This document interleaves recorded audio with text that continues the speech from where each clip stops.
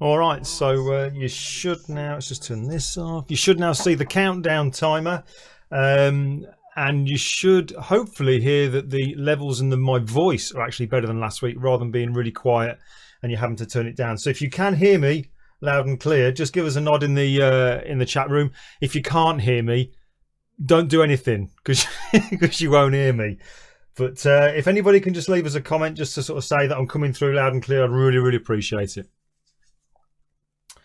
Some echo going on. Right. Is it still there now, Brian? Because actually you might have just heard the first bit. Dave! My mate Dave's in. Yeah, Brian, I had my own volume up for a little bit there. So you probably just got the first bit of it coming through. Git, good to see you, buddy. Thanks for coming along. Blimey, John McName, Nick Bayliss, Martin Fletcher. Thanks for coming along, guys. Like I said, you should hopefully notice a difference in the audio tonight.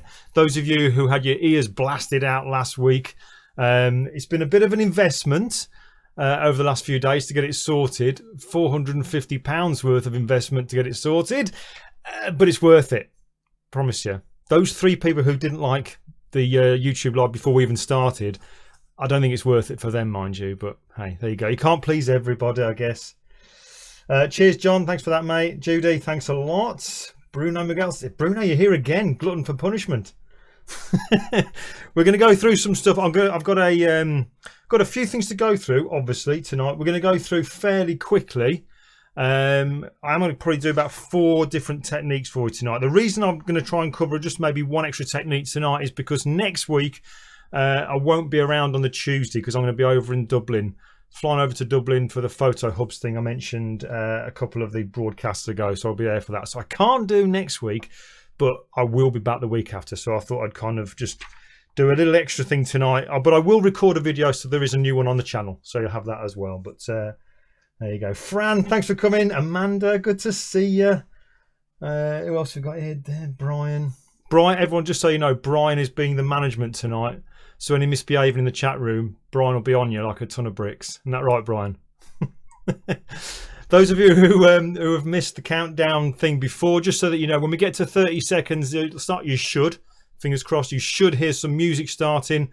And that gets louder as we get closer to going live proper, when you can actually see my ugly mug on the screen. So hopefully that'll all work out fine, and then we'll crack on. So a few things to show you, and I'm going to explain all about Mr. Angry. Those of you who saw my little video on Instagram and Facebook earlier on, that bloke shouting, I'll explain all about it later. But yeah, we've got another, was it just over a minute before the music starts? As long as the sound's all right, that's good. I'll have a quick look in the chat room. Numbers are going good, folks. If you get a chance, it'd be brilliant if you could just do me a huge favor and just, I don't know, post it out on social media, something just saying that we're live here. Like I said, we're going to go through something that can really help with the composition in your pictures after the fact. A very quick but really useful portrait retouching technique, something that can save your pictures. And I'm also going to give you a bit of a demo on something else as well. So there's quite a few little things we're going to go through. But yeah, if you don't mind, just give us a shout on social media. I would love you for it. And I'll put you on my Christmas card list, or my e-card list anyway. You know what I mean. Right, we're nearly getting towards the 30 seconds. So when it gets to 30 seconds, I'll shut up. And then you'll let the music sort of give us the lead into starting. Cheers, Ian. Thanks for that, mate. Sean, good to see it, mate. Sean, just so that you know, I've managed to sort the microphone out. I've actually got it with the top facing down. For some reason, this little boom arm can cope with that. Right, 30 seconds, almost starting. You should hear the music anytime now.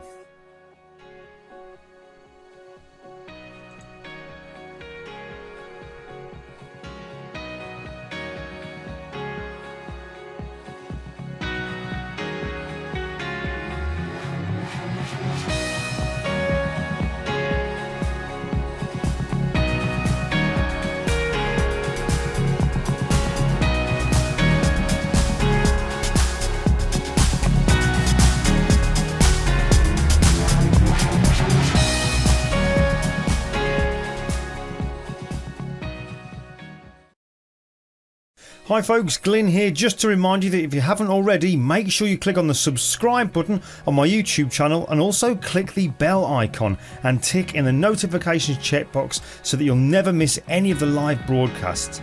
That's just a great and free way of showing you like the channel.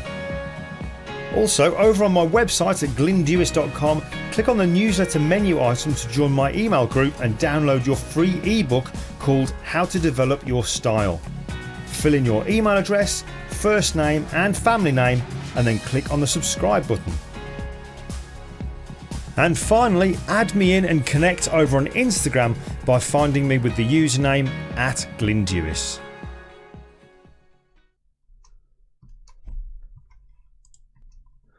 Alright, hopefully you can hear me loud and clear. Hopefully the trailers then didn't blast your ears out. Those of you who were with us last week, I'm hoping now that your ears are recovering, but we did have a bit of a sound level issue. So listen, thanks very much for joining me tonight. I'm going to try and keep it to the half an hour again. We didn't do too bad last week. Got quite a few things to go through. A few things here. Got my little notes organised, typical Virgo. So we're going to go through that just so that you know the chat room is open. Those of you who are watching it on YouTube, which is obviously where the only place it is, so that's where you're going to be anyway. But the chat room is there. We've got the management tonight. The official doorman on the chat room is my mate Brian Dukes, so he'll be there to kick you off if you start getting a little bit leery in the chat room. It only happened once, going back a few weeks now, but now I feel that I need to have bodyguards in the chat room. We've already had 3 people say they didn't even like the video before we've even started, and that was 20 minutes beforehand. So Deb, thank you very much. Just let me know we're loud and clear. So listen, no time like the present, we might as well crack on. So let me just shrink down into the bottom corner. A lot quicker, that was a bit fast, that. Okay, right, on my screen, let's crack on with the first little technique. So on my screen, this is a picture that I did a couple of months back or so now. This is my really good friend of mine called Ian Munro, absolutely fantastic photographer, based up in Wales. Runs a studio called Skint Creative. I'll leave details about Ian in the description part. But anyway, this picture of Ian, this is the final picture, but the out of camera shot was pretty much like this. Now you might notice there's a little bit of a difference. Forget the colouring and all that kind of stuff. In fact, let me just put them side by side. So I'll go window, arrange, and we'll do 2 up vertical. So now you can see them side by side. The thing I want to go through with you tonight is this. Can you see down in this bottom left hand corner here, there is definitely more of the floorboards on the finished picture than there is on the out of camera picture. So I want to show you how you can do that. So let's just close down the one of Ian just there. I'll just grab my my pen tablet and we're going to zoom. We'll actually just keep it there now. So first things first, let's just unlock the background layer. So you can just click once on the little padlock there, and I'm going to hold down my control key on PC, command key on Mac, and press J to duplicate it. Whenever we're working on a picture, always work on a copy just in case you mess up. I've done that many times, so this is like a safety net for you. So we're then going to get the crop tool. Not a lot of people seem to realize this when they first start in Photoshop, but they think the crop tool is for crop. Massive hands, look at that. Anybody remember Kenny Everett? Anyone thinks that the crop tool is for cropping in, but you can actually crop outwards. So I'm going to extend the canvas and we'll just drag it over roughly about here. So you can see now on Ian's face, we're getting, I'm not one to stick to rules generally, but you can see here now, we've got that line going down to Ian's face, we've got the 3x3 grid. So we're really being good here. Any purist photographers are going to love us for this. We're doing the rule of thirds. Check that out. Right, so we'll go for there, something like that. So we now want to fill this area in to give us more space. So there's lots of ways you could possibly think of doing this.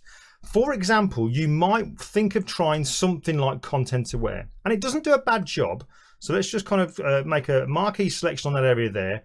Then we'll go edit. We'll go the long way around, edit, fill, and from the drop down menu here, just choose content aware and click OK. And Photoshop pretty quickly will be able to fill that in anytime now. There we go. So if we just zoom in, sure enough, it looks great from this kind of distance.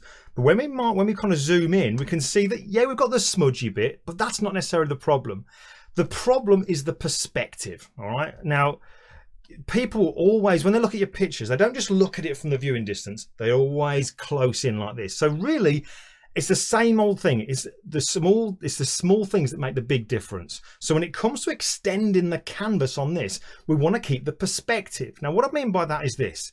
Can you see on the floor how the floorboards, they kind of go down like this. And as we get into the middle of the picture, they seem straighter. And then we go to the left, it goes out again. So we need to kind of follow that perspective to make it look realistic. So let's just go back just a little bit. So we're always going to duplicate the layer so that we've got a copy and our original picture is safe. But here's what we're going to do. Now, some of you will have done this. This is more for those of you who've never done it, you've avoided it, or it's just a kind of a refresher if you actually kind of knew about it anyway. So what we're going to do is this. We're going to go to the filter menu and we're going to choose vanishing point. Now, when I first started using Photoshop, I tended to avoid this because it just looked confusing, but it really is simple. There's lots of little things on the left hand side here. There's only really a couple of things that you really need to know about. So let me just zoom in just a touch. I'll just click once and click. Oh, that's way too much. Let's just go out just a touch. Right, so what I'm going to do is this. By default, when you come into Vanishing Point, you're actually active on this, what we call the Create Plane tool. That sounds a bit weird, but all we're going to do is this. I'm going to try and create a grid that follows the perspective of the floor. And it's really easy to do when we've got these floorboards. So what I'm going to do is this. I'm going to, let's have a look. I'm going to put, first of all, click down on that grid there, on that line going down between these floorboards. Then I'll follow the line down, straight down to there. Then I'll come across and I'll choose this floorboard join just here. And then I'll go to the one just at the top around about, say, there. Now, when you're putting these grids down, if you get a blue coloured grid, you're bang on. You're going well. However, if you kind of find that you get something that goes red like this, you're not good. You need to kind of twist it around a little bit. So I'm just going to choose this bottom left-hand corner just to line it up perfectly, just with that. There we go, somewhere around about there. Just so I can line it up now perfectly on that line between those floorboards. Once I've got that, then I will zoom out just a little bit. And then I'm going to grab the middle one and drag it outside of the picture, and I'll drag this one way across the top, and I'll drag it up just a little bit more. Now what's really cool about this, if I just zoom in just a bit now, that does zoom in quickly, doesn't it? What's really cool about this, you can actually see the perspective with this now when you look at the actual grid. Look at this grid here. See how these squares here are quite small? They get bigger in this bit and then they get smaller. So that grid now is mimicking the perspective. Now to fill the area in, I'm going to do this. Come over to the left hand side, grab the clone stamp tool. So I'm going to click on the stamp tool. Then I'm going to bring my cursor and I'm going to dive out the way. As I move and you miss my head, it's because I'm getting really close to the screen. It's just a habit I have. So I'm now going to choose this kind of line just here where the floorboard is. Hold down my Alt key or Option key on Mac to sample that particular area. So I'll click it down. So now it's sampled. And you can probably see it as I move it around. I've sampled that portion of the floorboards. And all I'll do now is bring it over to the left-hand side and start painting in. So as I do this, just being careful not to go over to his shoe too much, you can see just here, I can actually fill this area in now. Might have to take just a couple of different sample areas. Let's just try another one just there. Bring that up. In fact, I'll go to there, bring that up, something like that. There we go. And I'll try there. Like that. So I was going very quick, but you can see how we can just very quickly start to actually paint the area in or cover the area, but not just cover it in like you would do with, say, the clone stamp tool on its own. You're actually doing it in perspective. So once I've done that, hopefully you can see if I click OK now, when I come out, can you see now, rather than the actual floorboards we filled it in with looking the same as the one that we cloned from, they are going off very slightly in a different perspective. Now to finish it off, all I would do here with this little bit, I might just come and get my marquee selection tool, drag out a selection of that little canvasy area just around about, let's go just a little bit there, include a little bit of the wall. Then we'll go edit, we'll go content aware scale, and then I'll just drag it across like so, and then Command or Control D to deselect. So you can see now how we can just start to add in, come very quickly there, but you can see how we can actually add in space, increase the composition of our pictures just using Vanishing Point. If you like that kind of stuff and you want me to do a slower video, leave me a comment either in the comment section on the chat room or afterwards when the video is uploaded. I'll do a nice slow paced video, but this is an incredibly handy utility that we have in Photoshop to help us improve our composition. So that's that one. Let me now just quickly, hopefully it won't blast your ears out, let's show you another quick tip. In fact, we'll go up to here and then bosh. Time for a quickie. All right. Was that okay? That didn't blast the ears out. All right. Hopefully, let me know. All right. Because I can control it now that I've paid £450 for a bonus. upgrade. Right, okay, so let's have a look. Next one I want to show. Let's just get rid of this picture of Ian just here. Now this next one is a very, very quick portrait retouching technique. I mean, incredibly quick, but really handy. Those of you who do beauty portrait retouching, all that kind of stuff, this is just a really quick one to help you out. You've got to kind of be guided by what the subject wants, or if you're working for a client, what they want. But that kind of dictates how far you go with your retouching. But let's just say, for example, in this one, pretty much I thought this was finished. Smooth skin, we've done the hair, we've done the makeup, we've done the eyes, everything. They just wanted the eyebrows tidying up. So it's a really quick way, because it's a quick tip, how you can actually tidy up the eyebrows. So what I'm going to do is this. I'm going to get my lasso tool, simple lasso tool, and I'm going to draw out a shape just above the eyebrow, like so, and we'll bring it round something like that. So what I'm going to do is I'm going to actually create a selection of that part of her forehead and use it to make and shape the actual eyebrow. But before I actually create a selection from that particular part of her forehead, I need to feather that selection. Now, when I first started, found it difficult to know how much I need to feather it by. Quick tip for you here, if you just press Q to go into quick mask, the selected area will be covered in red. And then what you can then do is go to filter, blur, and just choose Gaussian blur. And you can see here, if I just zoom in for you for a second, if I say before, after, before, after. If you do this quick mask tip here, or this technique here, and use blur, that's the same as using feather. All right, so that's just a little tip for you there. So we'll click OK, come out of quick mask, and then what I'm going to do is just press Command or Control J to make a copy of that particular part of her forehead. And then all I need to do with my move tool is just drag it downwards, something like this, just so it starts to tidy up the eyebrow. So here we go. There's before, after, before, after. Might move it up just a touch, but they are nice and tidy, pain-free without getting plucked.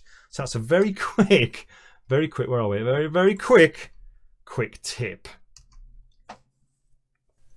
Time for a quickie. All right, so you're still with me. It's part of the green screen. Don't worry about it. What's this? The green screen. What's wrong with the green screen? Am I getting like a red head? I've got all this kind of stuff around my head here. I have got this gadget, just so that you know. I mentioned last week about having a 4K camera. Going to use that as the webcam. Now, I've actually had this gadget here arrive today.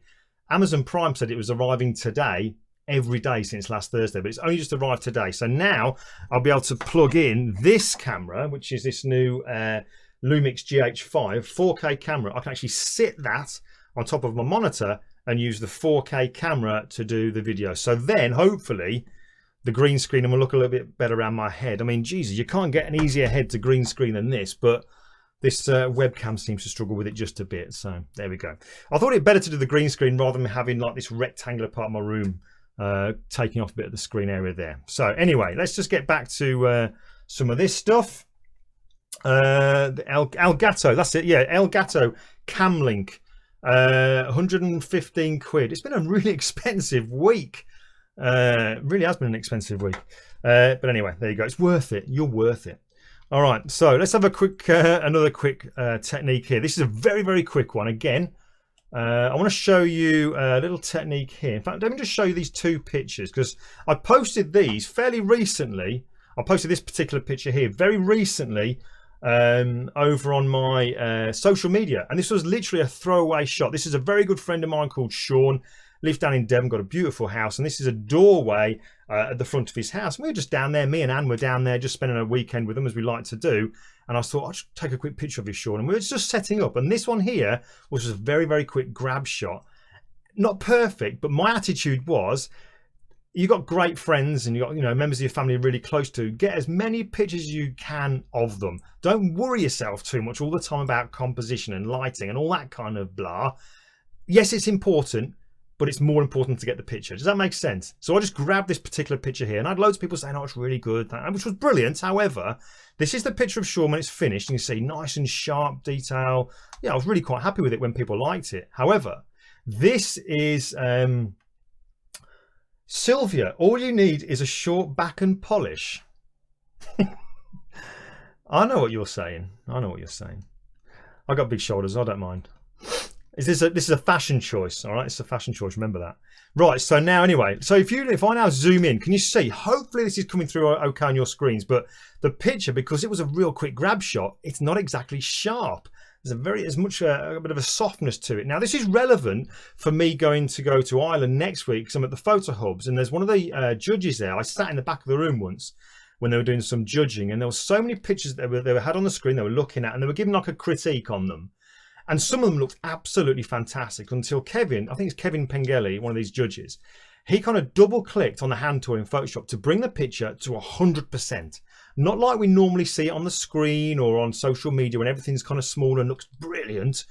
On 100%, it came in, and then you really see things. It's like, blimey, that did not look out of focus, but it is out of focus. So it kind of made me think there are ways, obviously there's nothing beats getting it right in camera, but there are ways we can fix pictures that are fixable, and this is a fixable kind of picture because it's blurry, it's not sharp, but it is kind of fixable. So I want to show you quickly how I do that. So if you do hand your pictures in, or if you're brave enough to get them into like a judging panel, this may be something that could rescue a picture that you're going to put in if it's not 100% sharp. And again, this is purely a reminder of what we have in Photoshop, because we get updated so often we can forget actually what's in there. So again, what I'm going to do is this: press Control or Command J to duplicate it, keep the original picture nice and safe. Then I'm going to Filter, Sharpen, and on here we have Shake Reduction. All right, this is absolutely brilliant. Brought in a short while ago. I don't touch any of the settings over on the right hand side. I pretty much find the default works really good for me. But what I'll do is this: when you open it up, when you've got the actual shape reduction, get this middle area here, this little kind of like loop, drag it over the area that you want to concentrate on. Me, it's a portrait, it's the eyes that are really important. So I'm going to reduce the size of it so that Photoshop doesn't have horrendous amounts of work doing to analyze the whole picture. So only the eyes now are visible within that little loop. And you can see now in this little area here, we can see the eyes. Now, there's a little icon in the bottom left-hand corner. If I hover over that, it says Enhance at the Loop Location. So by me clicking on that, I'm forcing Photoshop to look at that particular area of the picture, to concentrate on that, to see what it can do, to do all this kind of like fairy dust magic kind of stuff, to line it up just a little bit better. I've also got massive hands. There we go. To line it up so it's a little bit better, so it can look a lot sharper. Again, nothing better than getting it right in camera, but this is always a good fix if you have to do that. So we've got this little icon in the top right hand corner there. It says that's basically Photoshop saying I'm thinking about it.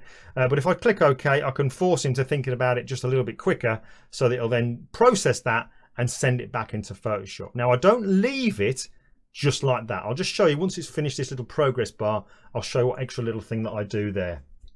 Jan stays, yeah, shape reduction. It's a real big help. Now you can see here, it's actually done it all over the picture, and it kind of like adds, because it's trying to align it, it's kind of like contrast, sharpening, and all that kind of stuff. So it can look a little bit weird when you do it first of all. In fact, you can see a little bit of ghosting around here if I turn that before and after. However, I'm only really interested in this in the eyes and the kind of maybe the nose and the mouth. So here's what I do. With the layer that we've actually had the shape reduction added to, I'm going to hold down my Alt or Option key and add a layer mask. So come down to the bottom of the layers panel, click on the layer mask icon to add a black layer mask. So that effect, now the result of the shape reduction is being hidden. I then get a brush, a white brush, which is nice and soft, and I set the opacity at 20%. Always do this. Then all I'm going to do is this: increase the size of my brush. I'm going to press down, not release. I'm going to press down and just circle once around the face, like so. Making sure that I don't lift off, because I only want it to be 20% of the effect revealed back on the face. This is purely my own personal taste. Then what I'm going to do is this: I'll just zoom in just a little bit, and keeping the brush at 20%, I'll decrease the size of the brush using my left bracket key, and I'm going to press 1, 2 times on the eye, 1, 2 times on that eye, and I'm going to go stroke across the mouth, 1, 2. That is all I'm going to do. So hopefully I'm showing, as I zoom in, this will show up on your picture just here. So on your screen rather. So if I go before, after, that to me is enough to make the picture appear like it was absolutely pin sharp during the actual photo shoot, just like it was on the final picture there. So in effect, what we've got here is the whole of the skin has got 20% of that shape reduction applied to it. I think if you go any further than that, and you know, go ahead and try this. If you actually apply the whole effect onto the skin, it looks really grungy. Those of you who like that real detailed, grungy, kind of over sharpened look, that's what you're going to have. But I find 20% is perfect. And then all I do is add 2 dabs on each eye. So in effect, 20% on the face, 60% of the effect on the eyes and on the mouth. Does that make sense? But it just makes, for me, it makes a huge difference just there. All right, so that is that. Now, you're still with me. Great tip. Cheers, Nick. Thank you very much. My mate Tom Wald's in the room. Good to see you, Tom. Right, okay, so now I've kind of got some news, but it's going to lead on to another technique. So I've got to do my trailers. I put a lot of work into these. So let's put the trailer on and then we'll come back with this next technique.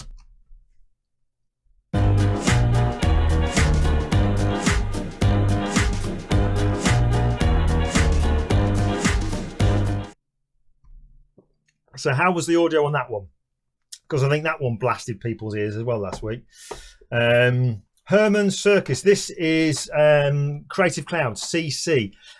Do you know, I don't actually remember when this came in, this shape reduction, a couple of years ago. So maybe somebody in the chat room can remind me and remind Herman when it was. I don't think shape reduction is in CS6, but I could stand corrected. I really don't know. Right, let me show you something else now, because this is relevant, all right, which is good.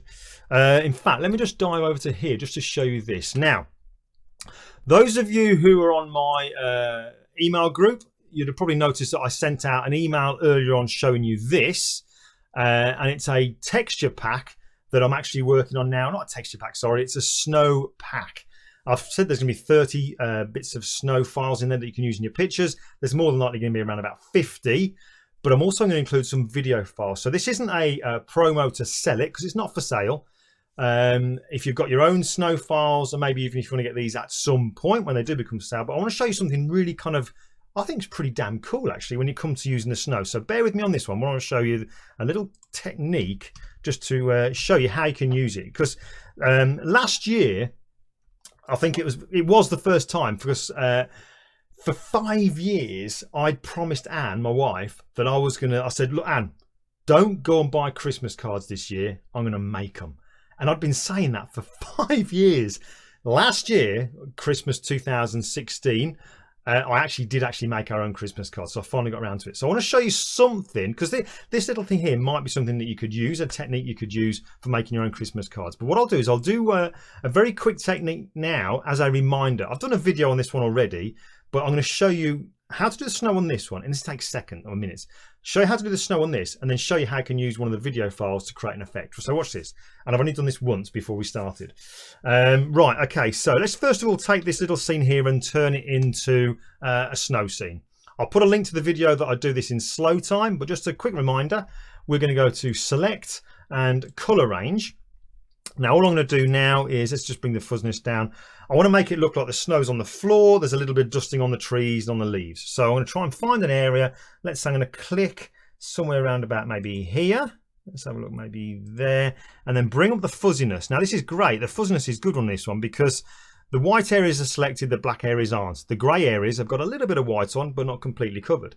So when we look at this little preview here, this archaic looking preview, that pretty much looks like we want it to look. So what I'm going to do is this.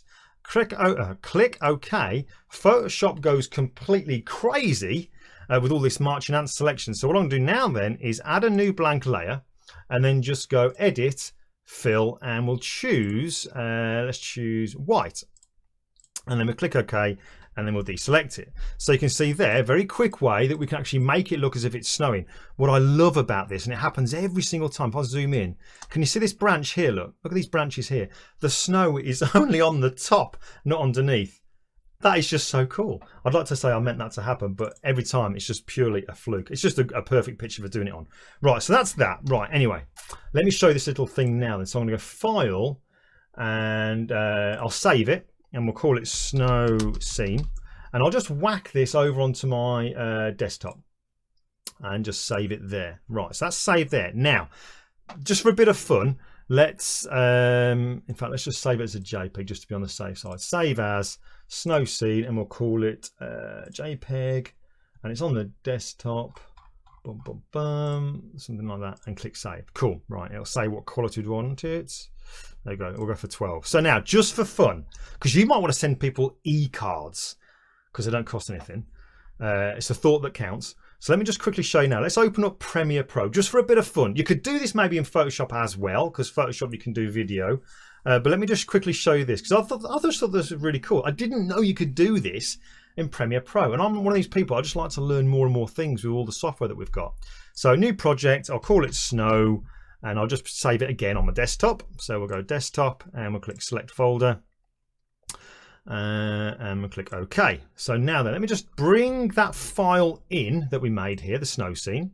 So bring that one in, it'll bring it down here into my little media folder there. And I'm also going to go and grab one of the snow, not the files, but the actual videos that I created. So I think we'll go for this one here. I created some, as well as files, I created some 4K video. So let's just drag this one in. So here's our snow scene, and let's make it speed duration. Let's go for, not 5 seconds, that's not long enough. Let's go for 10 seconds.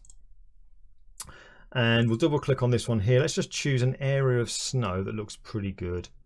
Let's go for, yeah, that one there. So I'm going to say start there and end there.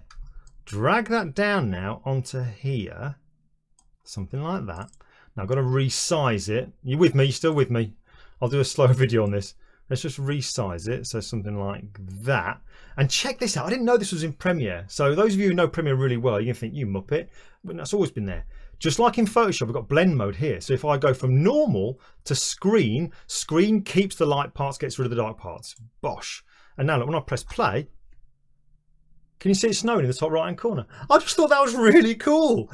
So I'm going to do a video on that. So again, it's not a promotion of the actual pack, because they're going to be going out anyway. Those of you in my email group, I'll be selling it for £5. But I'm going to actually include, only because someone suggested it, 50 of the files of the snow, stationary files, and you'll be able to put them on, and there'll be bits in the distance, bit in the middle ground, bit in the foreground, so real depth in that, as opposed to just making stuff that's just flat and two-dimensional. And I'm also going to throw in some of these video files, because I just think the fun you can have with these will be great, and you can make some really cool e-cards. So, right, so that was that. Let me just quickly put this little, no, let's tell you what, let's just dive out of here. Let's just close that. And I'm going to finish off. Let's just go a quick Premiere Elements. Do you know what, Anthony? I don't know. Has Premiere Elements? I've not really looked into it. Has Premiere Elements got video as well, like it has in Photoshop? Hands up, no idea. But I probably think it has. Elements is damn good these days. It's got like 95% of what we've got in Photoshop is in Elements. So I'll have a look. If it's got video, Anthony, yes, it will. Right, so let's just get rid of that, and I'm going to get rid of that, and I'm going to dive back to, let's go back to my desktop. So I'm going to give you a scare here. Let's go back to my big head just here. Right, the last thing we'll go through, because I wanted to show you this, right, or play this. Let me just lead into this. I'm going to need your advice on this, or your opinion. I'm always asking for your help, I know, but I want your opinion on this. Those of you who know me know that I keep everything. I am one of these people that just keeps everything, and now that we've got digital and stuff like that, it's dead easy for me to keep stuff. I said about a week ago on social media, I keep all the thank you emails I get. I absolutely 100% do. I keep all the thank yous. I also keep all the bad emails I get. Don't ask me why. It's not a case of, oh, woe is me. I just think sometimes it's good, because I'm in this for the long term. And I don't care if you think this is corny, but I get a real kick out of helping people and making people realise that, look, if you're going through a bit of a crap time and you're feeling low and somebody's giving you a bit of grief, don't worry about it. We all get it, all right? So you're not being singled out. It's not just you. So sometimes I think I keep this stuff so that I can say, look, don't think, because Facebook can be the worst for this. You go on Facebook, you'd think that everybody's life was amazing. Why is it my life isn't as good as that person there? It's just smoke and mirrors. That's all it is. Facebook is smoke and mirrors. Everybody goes through stuff. So I think I keep hold of this stuff so that I can say to people who are going through it, look at this, have a watch of that. You're not the only one. So the reason I'm telling you this is I'm going to play this little clip now, and I want to use this in a video. I did a bit of a rant video a while back, but I want to know, how can I use this bit of audio and watch, how can I use it to kind of help somebody? I don't care if you think it's corny. I want to do it because I've got it. But let me play it first anyway, and then I'll tell you what it's all about. So let me just click on here. My voice will go off, and then you'll hear this thing. Hello. Hello, is that Sam? This is Sam. Sam, hello. It's Glyn Dewis in the UK. Why are you spending all this money? Just give me my fucking $15 back. That's all I want. Sam. I don't want your goddamn videos anymore. Why it takes you so long to get it here? You just give me my money back.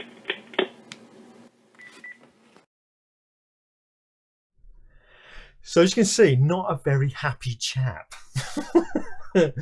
All right, so the story behind that was this guy called Sam. I won't say his surname, Gilberti. This guy called Sam, he ordered a tutorial off my website. And it was when I just released it, and it was just going crazy. Thankfully, I'm really happy it did, but you know, loads of sales were going on. And it just so happened that every now and again, technology being technology, things sometimes go a bit wrong, and maybe he didn't get his email with the links in had he purchased it, once he'd purchased it. So first of all, he emails me, and it was all okay. And he says, I didn't get my link, can you send me the link? And it was very abrupt. So I've replied back saying, not a problem. Those of you who've maybe kind of dealt with me on email and stuff, you'll know that I'm honest. And I said, not a problem. Could you just do me a favor before I do that? I'll say, could you just have a look in your spam or your junk and just let me know if it's there? If it isn't, not a problem. I'll send it through to you. So he then replies back saying, no, basically, he wasn't going to check in there. Send it him now. Otherwise, he's going to go on social media and just spread all kinds of bad stuff about me. So that was kind of like, that was real baiting me. Do you know what I mean? So as I always did, I looked on his YouTube and his Facebook, and he had about, I don't know, maybe 4 followers across the whole platform. So I wasn't necessarily worried. However, people like that just kind of thought, no, hold on a second. So emails are going backwards and forwards. So then I dug in, and maybe I shouldn't. And maybe some of you say, hey, Glyn, don't worry about the trolls. Don't worry about it. But sometimes I can't help it. So I dug in. I went onto Google, I found where he lived, I found pictures of him. It's very easy to do. I got a picture of his front door, I got his home phone number, and I rang him. And that was the result of the phone call. So it's just kind of to say, I think what I want to get out from this is to say, look, you know, if you're somebody who's at home on your own trying to build this and learn your skills and blah, blah, blah, blah, blah, and get out there and promote yourself, and then you look at people who are on social media and everything seems to be rosy for them, they never seem to get any grief, they do. Do you know what I mean? So that's kind of how I'm thinking I want to use it. So I don't know, maybe I'm just talking rubbish here, but if you think it's useful and I can use it in some way, again, just let me know in the comments or drop me an email. Just glyn@glyndewis.com, and that'll be pretty much it. But folks, we've actually not done too bad here. 33 minutes. Anyone would think I'd rehearse this? But listen, again, thank you so much for spending your time with me. I'm gonna, as always, I'll hang around in the chat room 10-15 minutes or so, depending on how many of you are there. Massive thank you to my brilliant friend of mine called Brian Jukes, absolute legend. Love the guy. So does Scott Kelby, actually. A private joke. But thanks to Brian for that. I'll be, like I said, in the chat room 10-15 minutes. But that's it, pretty much. Thank you very much for spending your evening with me. Time that you can't get back, but really do appreciate it. So thank you very much, folks. I will leave you. What did I do last time? I didn't do that one. I did this one. Was it this one? Or where's that one? That one. Right, guys, thanks very much. I'll see you in the chat room. Hi, I'm Glyn Dewis, and I want to let you know about my brand new book, Photograph Like a Thief. Now, I truly believe that your own unique style starts with copying, because you have to have a starting point. But when I say copying, I mean looking at the work of other great photographers, their lighting, composition, posing, how they retouch their images, learning from it and going on to create something completely new.